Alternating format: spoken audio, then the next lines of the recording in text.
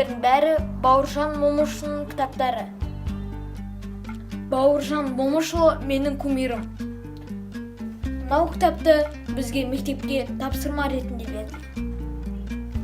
Ұшқан ұя Бауыржан Момышұлының ең атақты кітаптарының бірі.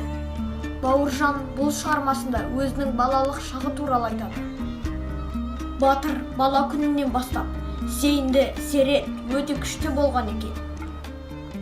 Кітап оқып отырып, бала Бауыржанның өжеттілігіне таң қалдым.